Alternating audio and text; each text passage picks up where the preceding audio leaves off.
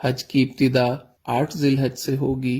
نماز فجر کے بعد غسل کریں یا وضو کریں۔ غسل کرنا افضل ہے۔ احرام باندھ لیں اور اشراق کے بعد 2 رکعت نماز ادا کریں۔ سلام پھیرتے ہی مرد حضرات سر سے کپڑا یا ٹوپی ہٹا لیں۔ حج کی نیت اس طرح کریں: یا اللہ میں حج کی نیت کرتا ہوں، آسان فرما، قبول فرما۔ مرد اونچی آواز سے اور خواتین آہستہ آواز سے تلبیہ پڑھیں۔ اب آپ پر احرام کی پابندیاں شروع ہو چکی ہیں۔ احرام کی حالت میں تلبیہ پڑھتے ہوئے مینا پہنچنا ہے۔ آج کا دن مینا میں گزارنا ہے۔ ظہر، عصر، مغرب اور عشاء کی نمازیں مینا میں ادا کریں۔ ذکر، اذکار اور دعا کی کثرت سے اپنا وقت قیمتی بنائیں۔ لوگوں کے ساتھ خوش اخلاقی کے ساتھ رہیں، خدمت کے ساتھ وقت گزاریں، کثرت سے تلبیہ پڑھیں، دعاؤں کا خوب اہتمام کریں، قرآن پاک کی تلاوت کریں، رات مینا میں قیام کریں۔ حج کا دوسرا دن 9 ذی الحج، آپ صبح اشراق کے بعد عرفات کی طرف سفر شروع کریں گے۔ عرفات میں پہنچ کر زوال کے بعد ظہر اور عصر کی نماز اگر امام کے ساتھ مسجد نمرہ میں پڑھی تو اکٹھی ادا کریں گے۔ اگر اپنے خیموں میں ہیں تو ظہر اپنے وقت میں، عصر اپنے وقت میں ادا کریں گے، اور درمیان میں آپ نے زوال کے بعد نماز کی ادائیگی کے بعد دعا مانگنی ہے۔ یہ ہے وقوف عرفہ، حج کا دوسرا فرض۔ 9 ذی الحج کو یہی عمل ہوگا۔ مغرب تک عرفات میں قیام کریں۔ مغرب کے بعد، مغرب سے پہلے نہیں آنا، مغرب کے بعد آپ مزدلفہ کی طرف آ جائیں گے۔ مزدلفہ میں عشاء کے وقت مغرب اور عشاء کی نماز ایک اذان اور ایک اقامت کے ساتھ ادا کرنی ہے۔ اس کے بعد آپ 70 کنکریاں اکٹھی کر کے اپنے پاس رکھیں۔ اب آپ نے رات وہاں قیام کرنا ہے۔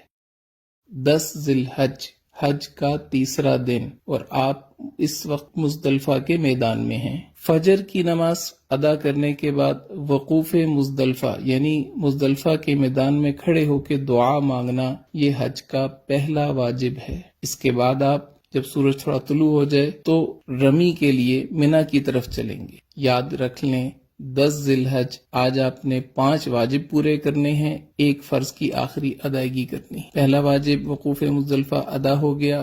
دوسرے واجب کی طرف آپ جا رہے ہیں، شیطان کو پتھر مارنے۔ مینا میں آج صرف بڑے جمرہ کو 7 کنکریاں مارنی ہیں۔ اس کے بعد آپ قربانی کا جانور ذبح کریں، یہ تیسرا واجب پورا ہو گیا۔ اس کے بعد آپ اپنے سر کے بال منڈوا لیں، یہ چوتھا واجب پورا ہو گیا۔ اب آپ احرام کھول سکتے ہیں اور عام لباس پہن سکتے ہیں۔ اس کے بعد آپ طواف زیارت کے لیے مکہ مکرمہ بیت اللہ کی طرف سفر شروع کریں۔ بیت اللہ پہنچ کر طواف کریں، یہ آپ کا طواف زیارت ہے۔ حج کا تیسرا فرض، حج کے تینوں فرض مکمل ہو گئے۔ اس کے بعد آپ نے سعی کرنی ہے، سعی حج کا 5واں واجب، یہ بھی پورا ہو گیا۔ اب آپ واپس رات کو مینا میں آ جائیں، مکہ مکرمہ میں قیام نہ کریں۔ 11 ذی الحج، حج کا چوتھا دن، مینا میں زوال کے بعد، بہتر یہ ہے کہ عصر کے بعد، تینوں جمرات کی طرف جانا ہے۔ پہلے چھوٹے جمرہ کو 7 کنکریاں مارنی ہیں اور دعا کرنی ہے، پھر درمیانے جمرہ کو 7 کنکریاں مارنی ہیں اور دعا کرنی ہے، پھر بڑے جمرہ کو 7 کنکریاں مارنی ہیں۔ اب دعا نہیں کرنی اور واپس اپنے خیمے آ جانا ہے۔ رات مینا میں قیام کریں، دعاؤں میں مشغول رہیں۔ حج کا 5واں دن، 12 ذی الحج، مینا میں زوال کے بعد تینوں جمرات کی طرف جانا ہے۔ پہلے چھوٹے جمرہ کو 7 کنکریاں مارنی ہیں اور دعا کرنی ہے، پھر درمیانے جمرہ کو 7 کنکریاں مارنی ہیں اور دعا کرنی ہے، پھر بڑے جمرہ کو 7 کنکریاں مارنی ہیں اور دعا نہیں کرنی۔